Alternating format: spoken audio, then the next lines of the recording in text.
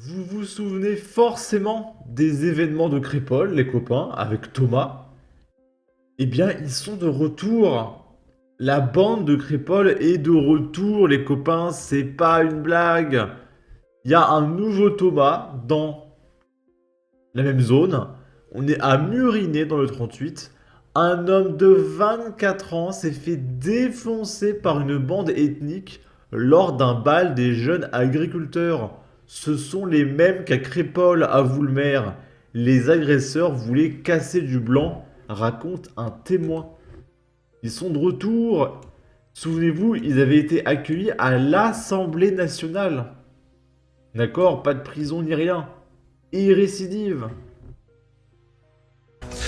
Un jeune homme de 24 ans sauvagement agressé pendant un bal organisé par les JA, les jeunes agriculteurs de son village. Ça s'est passé samedi dernier dans la commune de Murinet, en Isère. C'est à moins de 30 km de Crépol, où le jeune Thomas avait perdu la vie dans des circonstances similaires. Une dizaine de personnes qui, selon des témoins, viendraient de quartiers sensibles voisins, sont allées à ce bal armées de barres de fer. Nos équipes ont rencontré la victime dont le visage est encore largement marqué par les coups. Il refuse de témoigner parce qu'il a peur des représailles. Reportage signé Olivier Madinier avec le récit de Marie-Liesse Chevalier. Vu que les criminels sont tout le temps relâchés, on est dans une situation où les victimes ont peur de témoigner. Parce qu'ils savent que leur agresseur peut revenir et les défoncer, il aura toujours rien. Et que même en cas de meurtre, il aura toujours rien.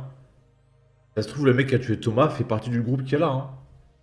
Et là, on va montrer les images, donc je cache avec un filtre chaton extrêmement mignon. On voit le mec se faire défoncer à coups de barre de fer. Sur ces images, un jeune homme de 24 ans est roué de coups, frappé au sol par une dizaine d'individus, armés d'une barre de fer. Samedi dernier, les jeunes agriculteurs de l'Isère organisaient un bal dans la salle des fêtes de la commune de Murinet. Vers 22h30, plusieurs jeunes venus des quartiers sensibles de la ville voisine arrivent sur les lieux. Des gens de Romain et de Romain et de Saint-Marsin, comme d'habitude, c'est les mêmes. C'est les mêmes qui ont fait le trafic à Crépol. Ils avaient des couteaux, des barres de fer. On vient pas au bal avec des couteaux et des barres de fer. C'était un coup monté, c'est sûr que c'était un coup monté. Sur place, nous avons rencontré la victime, le visage complètement tuméfié. 13 jours d'ITT lui ont été prescrits. Entouré de ses amis, il refuse de témoigner même anonymement, par crainte des représailles. Tous font le lien avec le drame de Crépol, où le jeune Thomas, âgé de 15 ans, avait été tué dans des conditions similaires le 9 novembre dernier, à 30 km de là.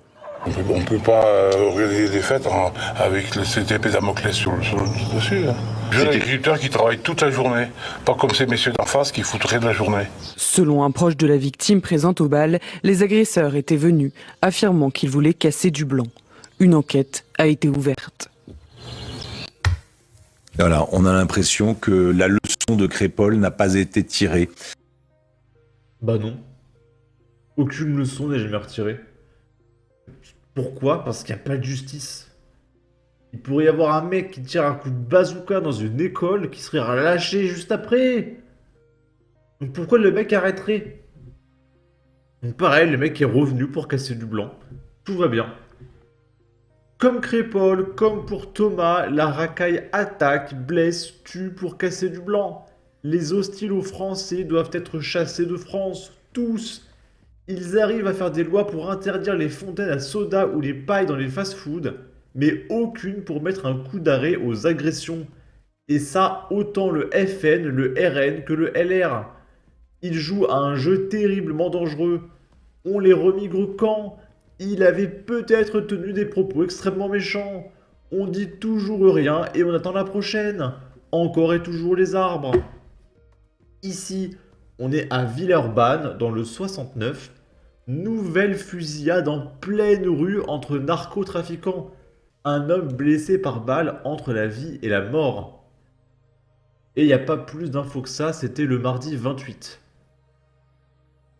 Les fusillades entre dealers, c'est 10 fois par jour. Là, on est à Toulouse. Un conducteur de 99 ans, violemment agressé par deux ados de 15 ans qui lui volent sa voiture. 2 adolescents de 15 ans ont violemment agressé un homme de 99 ans pour lui voler sa voiture lundi 27 mai dans le secteur des Minimes à Toulouse. La victime a été blessée et les 2 suspects interpellés. Du coup, je suppose, relâchés incessamment sous peu. Réaction de la gauche. Au-delà d'un certain âge, on ne devrait plus conduire. Ça a toujours existé, l'ultra-violence, c'est surtout à Versailles. Encore des catholiques extrémistes, c'est ultra minoritaire. Ça va bien se passer, c'est l'extrême droite. Ça stigmatise Toulouse. Ce sont les phrases que je vais entendre. Et pour finir, on est à Vitry-Châtillon, dans le 9-1.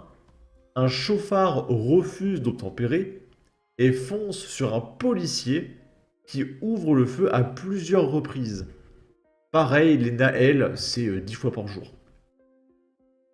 Un policier a fait usage de son arme à plusieurs reprises ce mardi en début d'après-midi au cours d'une intervention pour un refus d'obtempérer dans le quartier de la Siloff à Viry-Châtillon, dans l'Essonne. Le chauffard a abandonné sa voiture un peu plus loin et a pris la fuite.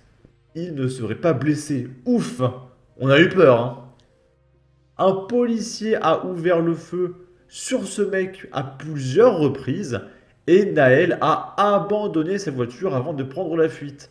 Peu avant 14 h, un équipage de la brigade anticriminalité de Juvisy a ordonné à un automobiliste de s'arrêter pour un contrôle classique sur l'avenue de Bretagne. Les policiers se sont rapprochés à pied du véhicule. Naël aurait soudainement enclenché une marche arrière, fonçant sur l'un des fonctionnaires qui a ouvert le feu plusieurs fois au niveau des pneus. Après, est-ce qu'il aurait dû tirer peut-être autre part que sur les pneus? Peut-être, je pose la question.